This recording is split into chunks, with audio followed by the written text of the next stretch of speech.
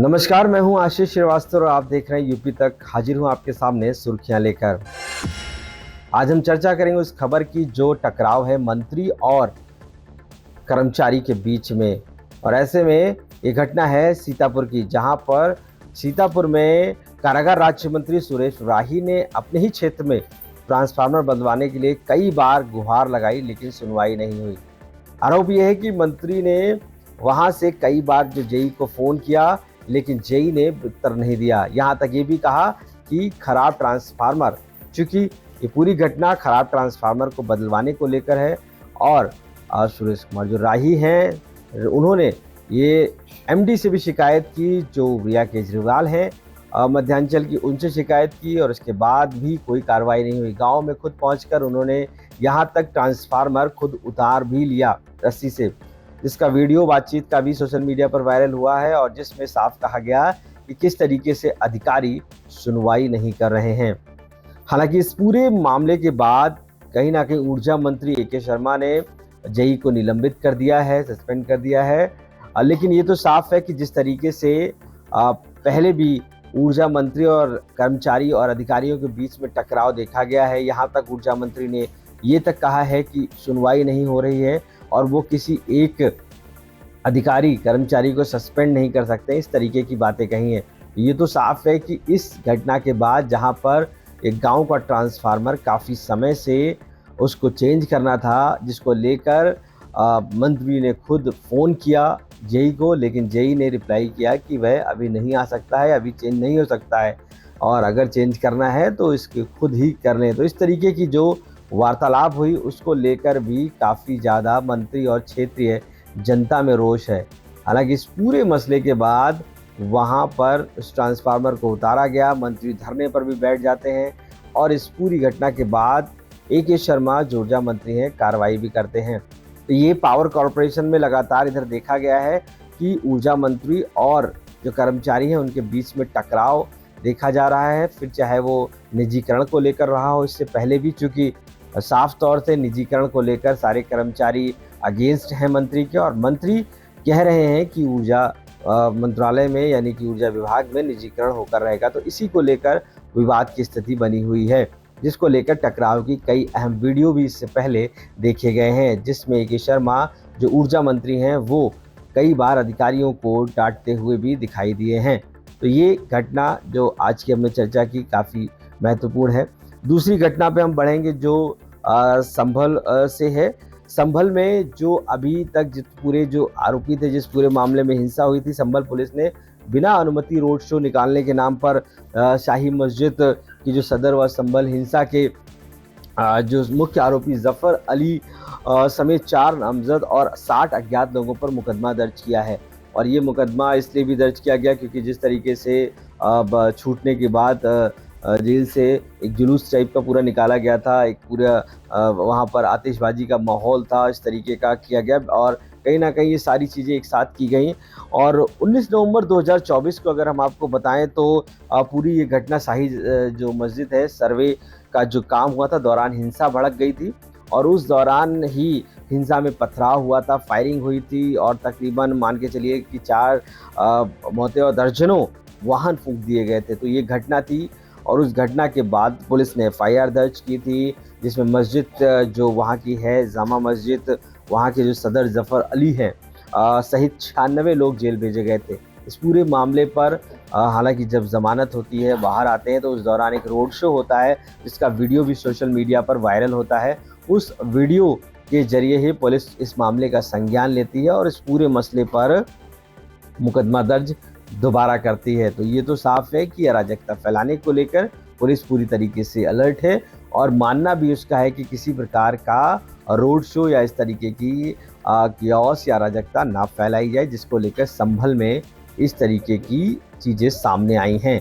तो कहीं ना कहीं ये संभल की हिंसा जो पहले भी एक बड़ा रूप ले चुकी थी, उसके बाद जब आरोपी वहाँ से निकलते हैं, उसके बाद भी इस तरीके का जुलूस निकालते हैं, और जिसको लेकर अब मुकदमा दर्ज किया गया है। तो संभल पुलिस लगातार ऐसे मामलों पर मुकदमा दर्ज कर रही है, और कहीं ना कहीं जो इससे पहले भी हिंसा हुई थी वो कहीं ना कहीं देखा जा रहा है कि माहौल ना खराब हो, और इस वजह से भी इस पूरी घटना को लेकर सोशल मीडिया पर भी चर्चा है और पुलिस महकमे में भी इसको लेकर कार्रवाई की बात कही जा रही है। अगली घटना हम बाढ़ की ओर बढ़ेंगे, क्योंकि बाढ़ का पानी अभी भी प्रयागराज, बनारस, कानपुर, हमीरपुर जैसी जगहों पर है और ऐसे में वहाँ पर अभी भी स्थिति जो वैसे ही बनी हुई है। लोग अपने घरों में मौजूद हैं और साफ तौर से वो वहाँ से कुछ लोग पलायन कर गए हैं, कुछ राहत सामग्री भिजवाई जा रही है। उत्तर प्रदेश सरकार के तकरीबन टीम 11 जो है, यानी कि 11 मंत्रियों की टीम है, वो लगाई गई है और वो लगातार जो है पूरी तरीके से इन बाढ़ वाले क्षेत्रों में जाकर वहाँ पर लोगों की मदद कर रही है। और ऐसे में हमीरपुर से लेकर झांसी जालौन तक ये बाढ़ का पानी है और जिसकी वजह से लोगों को काफ़ी परेशानी उठानी पड़ रही है। अब ऐसे में कई ऐसे वीडियो हैं सोशल मीडिया पर जो वायरल हो रहे हैं बाढ़ के, और उसकी वजह से कहीं ना कहीं सरकार जो है वो उन लोगों को मदद तक करने तक पहुंच रही। प्रशासन को पूरा मुस्तैदी से लगाया गया है। विभाग के कर्मचारी और अन्य मंत्रीगण बाढ़ को लेकर अलर्ट मोड पर हैं कि किसी भी प्रकार की कोई भी कोताही ना हो। हालांकि जो पानी है वो अभी भी बाढ़ का रिहायशी इलाकों में पहुंचा जा चुका है और इसके साथ साथ प्रयागराज और बनारस के जो घाट हैं जहां पर कुंभ मेला लगा था, उन सभी जगह पर पानी अभी भी बाढ़ का मौजूद है और लोगों को फूड सामग्री उपलब्ध कराई जा रही है। यहाँ तक जिन शहरों में पानी ज़्यादा भर गया है वहाँ पर लोगों को दूसरी जगह शिफ्ट भी किया जा रहा है। इस घटना यानी कि पूरा बाढ़ का जो एक कह सकते हैं जो बेल्ट है, पूरी कानपुर से लेकर जालौन, उरई और कह सकते हैं पूरी तरीके से जो बनारस से लेकर हमीरपुर, इस पूरी बेल्ट में पानी अभी भी मौजूद है और ऐसे लेकर कहीं ना कहीं बहुत ज़्यादा लोगों को परेशानियां भी इसको लेकर हो रही है, जिसको लेकर सरकार ने इंतज़ाम अपने किए हैं और उनको कहीं ना कहीं इस पूरी तरीके से आगे मदद भी पहुंचाई जा रही है। इस पूरी बाढ़ के सिचुएशन को लेकर मुख्यमंत्री लगातार मॉनिटर भी कर रहे हैं और इस घटना जो भी जहां पर बाढ़ का पानी है वहां पर मदद के लिए तत्काल हेल्पलाइन नंबर्स भी जारी किए हैं और साथ साथ राहत विभाग को इंस्ट्रक्शन दिए हैं कि राहत सामग्री भी मौके पर पहुंचाई जाए। तो ये कहीं ना कहीं जो महत्वपूर्ण है। और अगली खबर की तरफ बढ़ेंगे। ऐसे ही लखनऊ में भी एक घटना हुई है जिसमें कह सकते हैं जो बारिश का पानी इतना ज़्यादा बढ़ गया तादाद में कि जो शहर को कनेक्ट करता है एक पीपा का पुल, वो पूरी तरीके से ध्वस्त हो गया। इसमें 60 गांव प्रभावित हो गए हैं और उनको अब तकरीबन 16 से 20 किलोमीटर सफ़र तय करना पड़ रहा है कि वो वहां तक पहुँचे। तो इस पूरी उसको लेकर प्रशासन से भी कई बार मदद के लिए कहा गया है, लेकिन अभी तक कोई उसका जवाब नहीं आया है।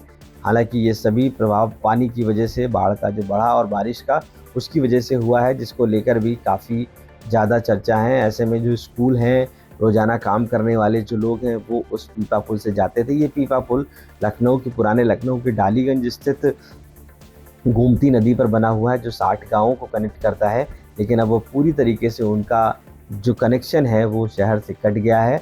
अब उनको 17 से 20 किलोमीटर का सफ़र तय करना पड़ता है शहर पहुंचने के लिए।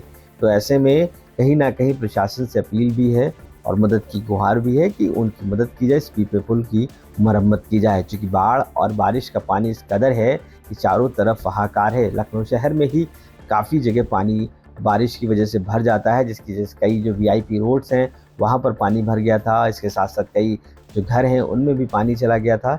तो ये बारिश के पानी, चूँकि लगातार मूसलाधार बारिश हो रही है, जिसकी वजह से इस तरीके की परेशानियां देखने को मिल रही हैं।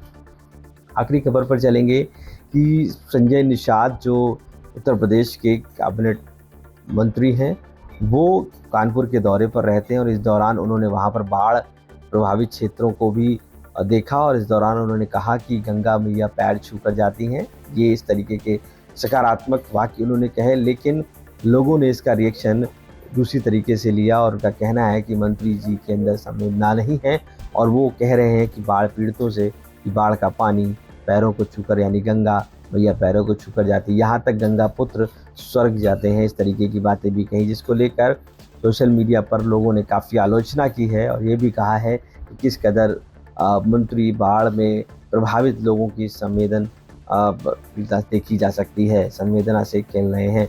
तो ये वाक्य भी सामने आया है क्योंकि 11 मंत्रियों को अलग अलग क्षेत्रों में लगाया गया है, जिसको लेकर इस तरीके की पूरी सिचुएशन सामने है। ये तो साफ है कि कहीं ना कहीं इस पूरे मसले पर लोगों का आक्रोश भी मंत्री के खिलाफ बना हुआ है। आखिरी घटना लेंगे, जिस तरीके से अब उत्तर प्रदेश में भी तिरंगा यात्रा निकाली जाएगी। 15 अगस्त के पहले इस तिरंगा यात्रा में सभी नेता, मंत्री और सभी शामिल होंगे। इसके साथ साथ NGO शामिल होंगी और ये देशभक्ति को प्रेरित करते हुए, फिर चाहे हमारा ऑपरेशन सिंदूर हो, उसको मैसेज देते हुए ये तिरंगा यात्रा निकाली जा रही है। सबसे बड़ी बात है, विपक्ष में समाजवादी पार्टी चीफ अखिलेश यादव ने इस पे निशाना साधा है और कहा है कि पहले सरकार ये तय करे और भारत की पूरी ज़मीन को बताए कि आखिर कितनी बची है, यानी कि कितनी एक्वायर हो गई है दूसरे देश के द्वारा, और तिरंगा यात्रा फिर निकालें। यानी कि ये साफ तौर से मैसेज है और ये कहा गया है कि किसी भी तरीके से सरकार सिर्फ देशभक्ति का बहाना करती है और यही वजह है कि इस तरीके की जो चीज़ें सामने आ रही हैं।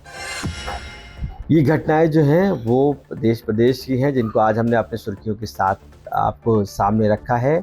आप इसी तरीके से यूपी तक देखते रहिए और मुझे इजाज़त दीजिए। नमस्कार।